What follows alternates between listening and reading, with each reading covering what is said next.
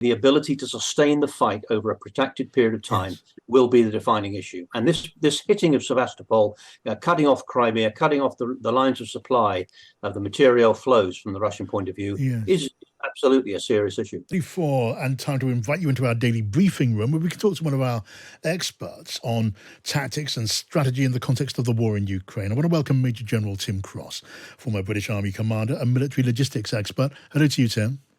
Hi, John. Good evening. Welcome, Tim. Can I hear what you think about the attack in recent hours on Sevastopol, the home base of Russia's Black Sea Fleet? It is a significant development, isn't it?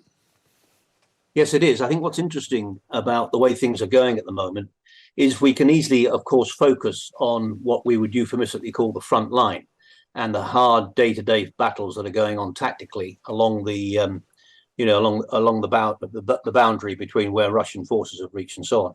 But the interesting battles often are what we call the deep battles. In military parlance, you have the close and deep battles. And indeed various other combinations too. But this is the deep battle. And what's interesting is the Storm Shadow is clearly being used. We've given Ukraine Storm Shadow. They're launching it from their own aircraft, and they are being successful. They've taken out, it would appear, an improved Kilo-class submarine, as well as a couple of surface ships. But there's also going on quite a lot behind the front line in terms of patrols that are causing quite a lot of damage on airfields, in logistic hubs and supply chains and so forth, as well as command and control centers. And in a way, you could argue, I'm not sure, it's not completely this way. These things are never black and white or easy, but this deep battle is causing serious trouble to Russia, probably in many ways more important than the close battle, the front line battle. Right, and just take us through the strategic importance of this attack, because there are two principal ways of supplying occupied Crimea, aren't there? One of them is the Kerch Bridge, which has been under pretty regular attack, and then there's Sevastopol for supply by sea. That makes it incredibly important. Yeah, it does. It does, and it's not just the material damage; it is also the psychological damage, of course, because Crimea, as we know, is held to be a very important place in terms of Russian psyche. But it is disrupting their supply chain. I mean, at the end of the day, I know that I would say this, wouldn't I? Because I was, by background, a logistician and involved in quite a lot of campaigns abroad in Iraq and the Balkans and so forth on logistics. But ultimately, this war will be defined by logistics, by the ability to sustain the flow of materiel and maintain the fight. Yes. At the end of the day, there's many famous quotations about this, but amateurs discuss tactics, professionals talk about logistics, because that will be the defining issue over time. Obviously, not immediately. And that's not to say that tactics aren't important. It's not to say that they're very brave people fighting day to day on this front line.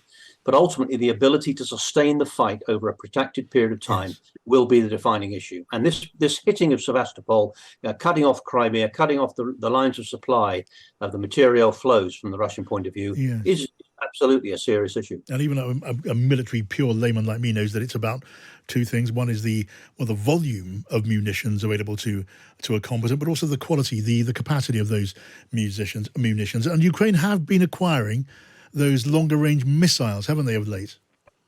Yes, they have. We provided Storm Shadow. I don't know, to be honest, I don't know how many we provided, but I know it's quite a few. But they are getting them from elsewhere in the West in terms of the long range multiple launch rocket systems, the HIMARS, as well as things like Storm Shadow and drones and things. Many of the drones they're building themselves, actually, very simple drones. But they are using up a lot of this stuff, and as indeed are the Russians, which is these conversations we had, I think, last week about North Korea and the North Koreans providing ammunition and other things to the Russian side. So yeah, they are a key part of the fight. We are providing important supplies to the Ukrainians, and we must continue to do so. But it has to be said, we're not seeing the breakthrough that we would have hoped at this stage on the ground in the counteroffensive. That's why, again, this deep battle is so important. I'd love to hear your thoughts, Tim, on Elon Musk's role, because there's been some greater clarity on his role in one important part of this war. He was asked to, well, he refused to engage his Starlink satellite system to help Ukraine in an attack on Sevastopol. He makes the point that he didn't turn it off, which was earlier suggested. He just didn't turn it on because he didn't want his company to take a proactive role in escalating the war. That's his argument. What is your thought about that? Well, you wouldn't expect me to agree with him.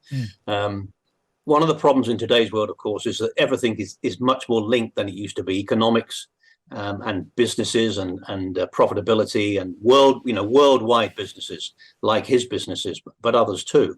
And ultimately, I've got to be careful what I say here because I don't know what's going on in his own mind, and I wouldn't want to accuse him of things that would be unfounded. But the decision about how much you engage with either side in a campaign like Ukraine and the potential impact it has on your business and your profitability and so forth is a factor. I mean, it would be idle to suggest otherwise.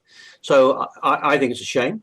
We don't all clearly, but most of us want Ukraine to at least not be taken over by Russia, to sustain the fight and be able to achieve some sort of, I hesitate to use the word victory and defeat and winning and all of that sort of stuff in these campaigns, but we want Ukraine to be able to hold firm and to give them the ability to do that, and that includes the ability of satellite communications, yes, data, and IT and these other areas of warfare. Not just, we tend to think of warfare as armies, air forces, and navy. But in today's world, the domains of space and data and IT and so forth are very much a part of modern warfare. Yes. So not helping the Ukrainians in one of those domains is not very helpful, in my view. Yeah, well, that must be surely right. We've discussed the quality of weaponry available in this war. Volume is also important. I read today Russian missile production is now back to its pre-war levels. That sounds like that sounds like a worrying development.